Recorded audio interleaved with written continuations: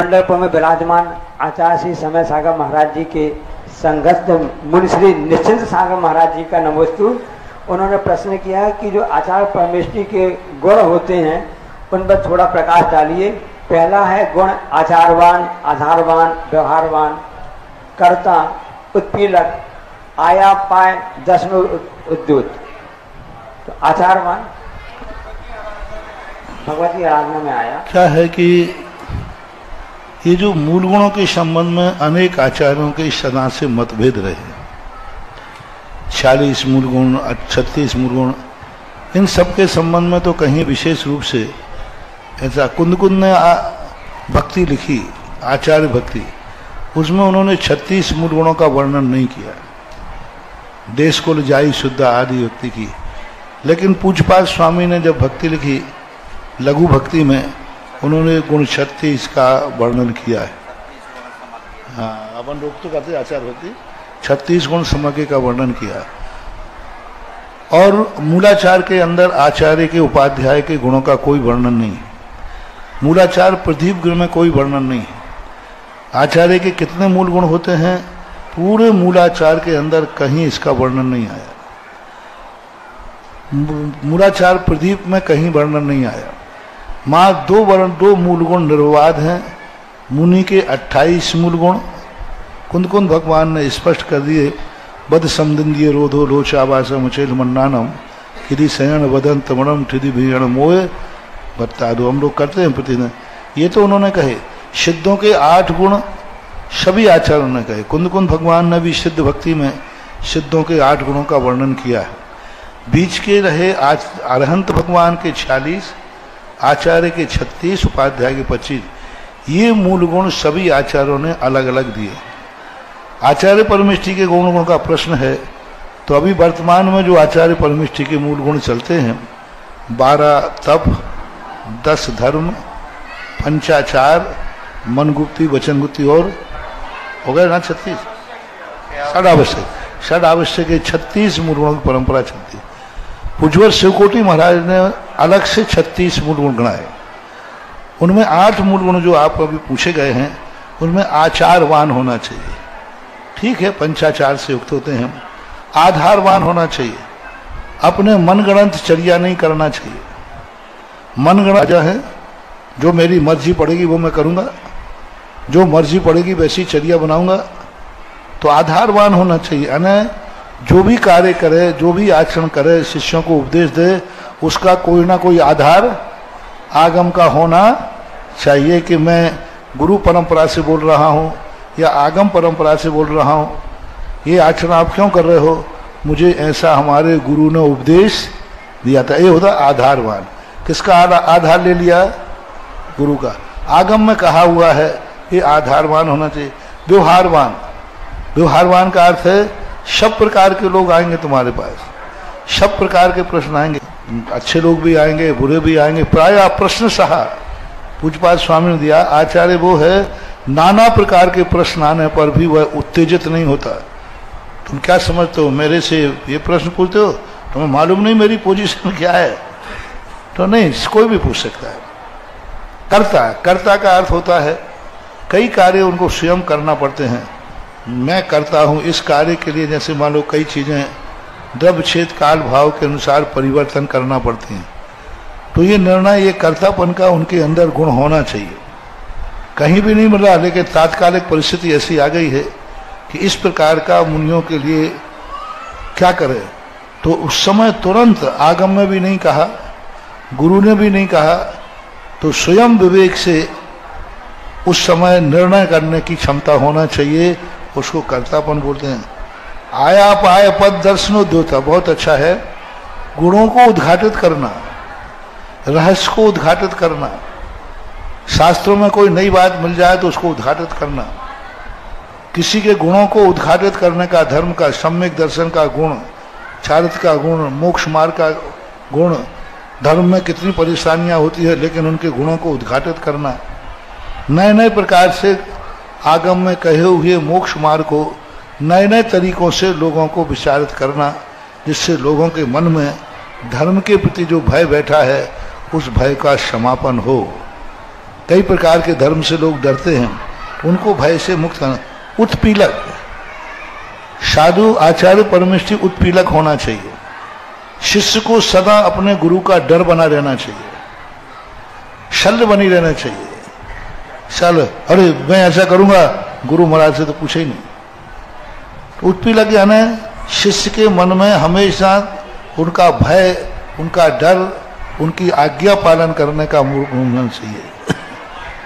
अपरिश्रावी, किसी प्रकार के दोषों को उजागर करने वाला ना हो। दोषों को उजागर कर दिया, कोई के थोड़े बहुत दोष गए, कोई प्रायश्चित लेने गया और सब में दुनिया में डंडोर पड़े, ये तो ऐसा है ऐसा है। दोषों को ढकने वाला हो, दोषों को पीने वाला हो। आचार्य श्री कहते हैं, आचार्य श्री का इतना बड़ा पेट होना चाहिए कि उसमें संसार की सारी बातें समझ जाएं, लेकिन वो मुंह से ना निकलें।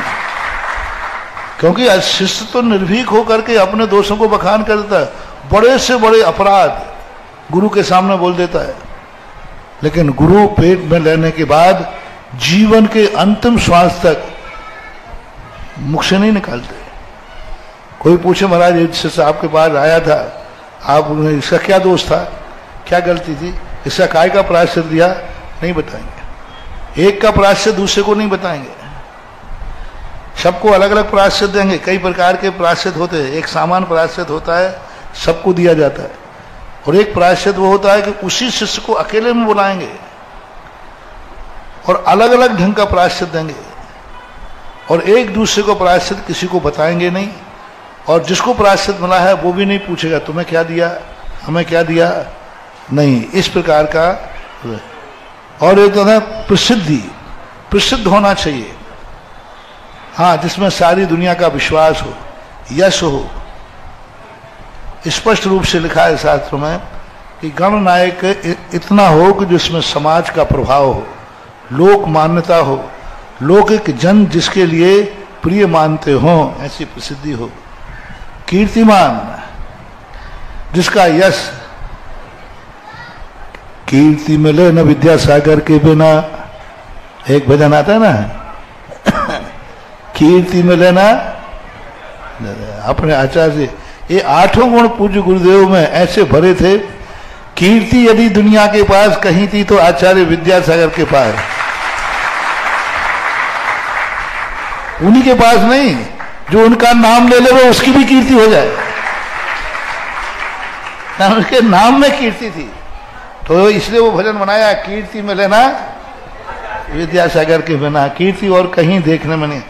एक शब्द आता है भगवती आराधना करने, निर्यापक के योग्य होता है, यानी आचार्य परमेष्ठी से भी बड़ा पद उन्होंने निर्यापक को कहा। सभी आचार्य निर्यापक नहीं होंगे, आचार्य का गुण है कि वो निर्यापक के योग्य है कि नहीं, निर्यापक के योग्य होना चाहिए। अब निर्यापक को लोग उन्होंने कई स्थानों पर कई रूप से प्रस्तुत किया।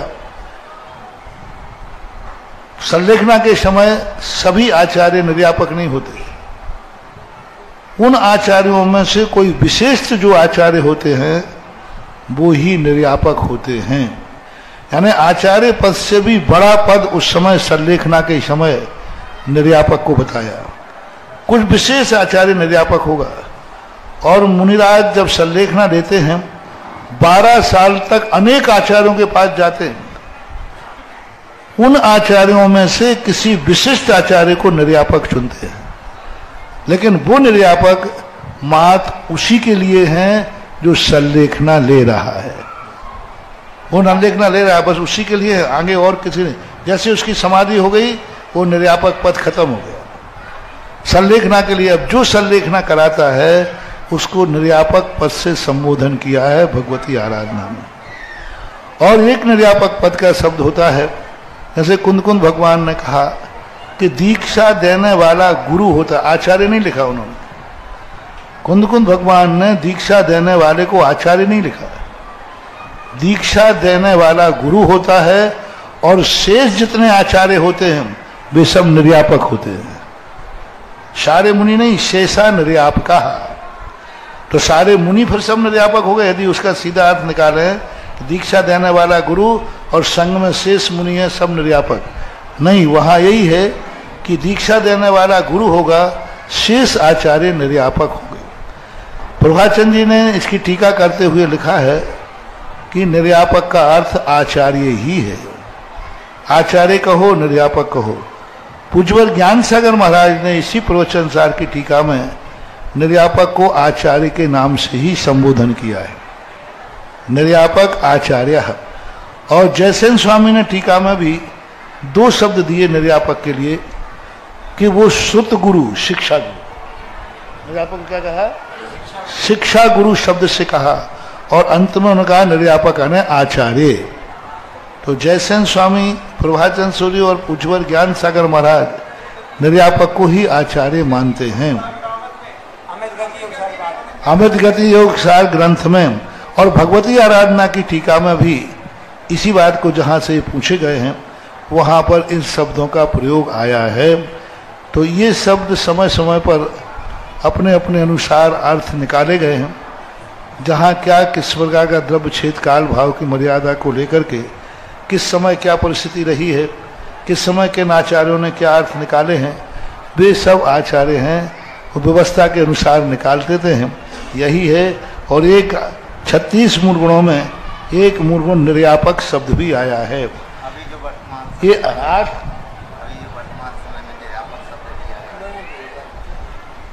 अब मैंने व्याख्या बता दी, अभी निर्णय नहीं दिया है, निर्णय नहीं किया है। कई चीजें ऐसी होती हैं जिनका ये लठिया है, ये सांप है, हमारी 14 है।